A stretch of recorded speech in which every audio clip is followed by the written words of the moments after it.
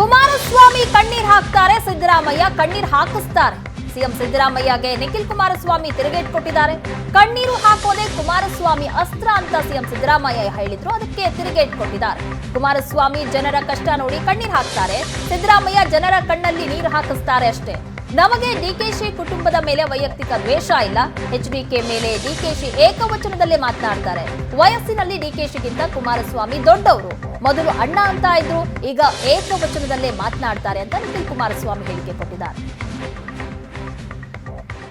ಕುಮಾರಣ್ಣ ಜನಗಳ ಕಷ್ಟ ನೋಡಿದಾಗ ಅಳ್ತಾರೆ, ಸಿದ್ದರಾಮಣ್ಣ ಜನಗಳ ಕಣ್ಣಲ್ಲಿ ನೀರು ಹಾಕ್ಸ್ತಾರೆ, ಅಷ್ಟೇ ವ್ಯತ್ಯಾಸ. ನೋಡಿ, ವಾಕ್ ಸಮರ ಅಂದರೆ ಇದು ಏನು ವೈಯಕ್ತಿಕವಾಗಿ ಯಾರ ಮೇಲೂ ಯಾರಿಗೇನು ಬೇಸರನೂ ಇಲ್ಲ, ಕೋಪನೂ ಇಲ್ಲ, ಆಕ್ರೋಶನೂ ಇಲ್ಲ, ಇನ್ನೊಂದು ಇಲ್ಲ. ಇದು ರಾಜಕೀಯವಾಗಿ ಹಲವಾರು ವರ್ಷಗಳಿಂದ ನಮ್ಮ ರಾಮನಗರ ಜಿಲ್ಲೆಯಲ್ಲಿ ವಿಶೇಷವಾಗಿ ನಮ್ಮ ಎದುರಾಳಿ ಅವರು ರಾಜಕೀಯವಾಗಿ ನಾವು ಎದುರಿಸ್ತಾ ಇದ್ದೇವೆ. ನಮ್ಮ ಎದುರಾಳಿ ರಾಜಕೀಯವಾಗಿ ನಾವು ಎದುರಿಸ್ತೇವೆ, ಅಷ್ಟೇ ಬಿಟ್ಟರೆ ಇಲ್ಲೇನು ವ್ಯಕ್ತಿಗತವಾಗಿ ವೈಯಕ್ತಿಕವಾಗಿ ಶಿವಕುಮಾರ್ ಅವ್ರ ಮೇಲಾಗಲಿ ಅವ್ರ ಕುಟುಂಬದ ಮೇಲಾಗಲಿ ನಮಗಾಗೋದಿಲ್ಲ ಅಂತಕ್ಕಂಥದ್ದು ಅಥವಾ ಅವ್ರ ಮನಸ್ಥಿತಿ ಏನಿದೆಯೋ ನನಗಂತೂ ಗೊತ್ತಿಲ್ಲ. ನಮ್ಮ ಮನಸ್ಥಿತಿ ಅಂತೂ ವೈಯಕ್ತಿಕವಾಗಿ ಇವತ್ತು ಶಿವಕುಮಾರ್ ಅವರು ನಿನ್ನೆ ನೋಡಿದೆ, ಅವರು ಭಾಳ ಹಿರಿಯರಿದ್ದಾರೆ.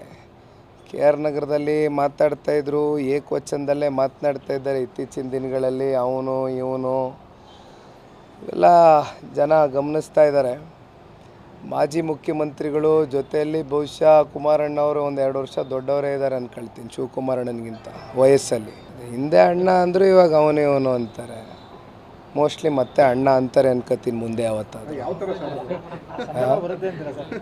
ಅದು ಜನ ತೀರ್ಮಾನ ಮಾಡ್ತಾರೆ. ಆ ಜನ ತೀರ್ಮಾನ ಮಾಡಿದ್ರೆ ಆ ಸಂದರ್ಭ ಬರ್ಬೋದು. ಕುಮಾರಣ್ಣ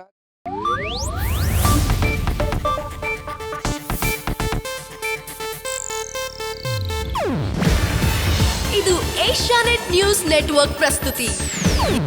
ನೀವು ನೋಡ್ತಿದ್ದೀರಾ ಏಷ್ಯಾನೆಟ್ ಸುವರ್ಣ ನ್ಯೂಸ್.